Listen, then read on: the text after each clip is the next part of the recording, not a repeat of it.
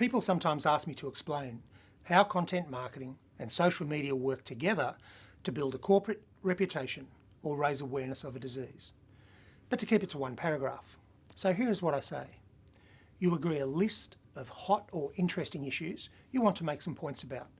And then you create or you find really fascinating and engaging related content that people want to read or view.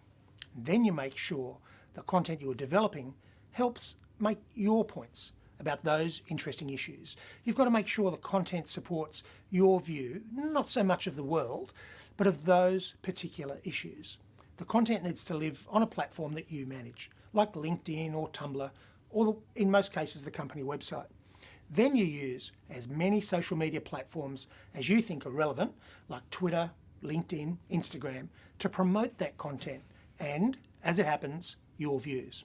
The rest of it is just back and forward with regular tweets and sharing likes and thanking people for their comments. You'll quickly get to the stage where you're posting short form content to support your views too, like tweets and Instagram posts triggered by some ongoing discussions. You can see how well you're going by the size of your audience and the amount of sharing. And some of the details change, and some platforms might be better than others depending on the circumstances, but the guts of it stays the same.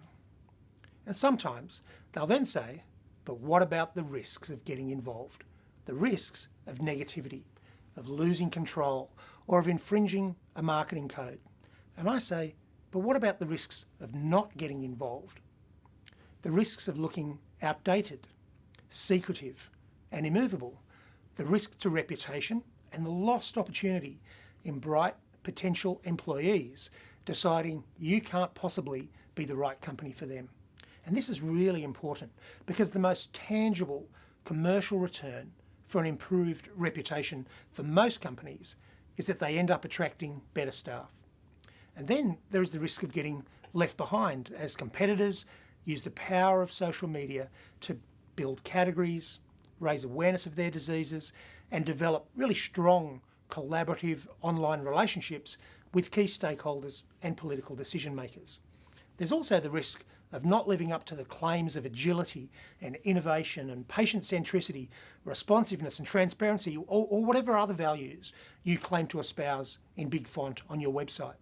The risk really of being held to account by potential customers and prospects who think to themselves, you know what, I don't see any evidence of that in their social media presence. Now, is there a simple way to remember how to do it? I say, look, you just need to decide to do it.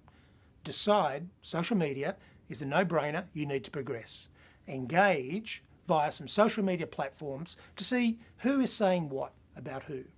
Create some content of which you are really proud. Interconnect the content with all your social media platforms to promote it. De-stress, because it's not as risky as it sounds and the benefits really dwarf the risk. Evaluate and measure as you go. The good news is there are numbers around all of this stuff. And over time, you'll come to learn that content marketing and social media deliver a whole raft of benefits. It helps you to shape what others think of you, build a reputation consistent with your aspirations, influence the environment in a direction consistent with your corporate objectives, attract the very best staff as they come to see you as innovative and modern and engaged, and manage issues in a much more proactive and immediate way. You get to facilitate your government relations efforts by engaging with politicians and influencers, and attract the best partners in research, in patient groups, and in policy development as they come to really understand what you stand for. But overall, you get to enjoy the general professional satisfaction that comes from participation and showcasing your great work. But the main benefit is that people won't look at your organisation like it's strange or backward or frightened or reclusive. They'll see it as engaged, as modern and proactive, and they might even come to appreciate what it is you stand for.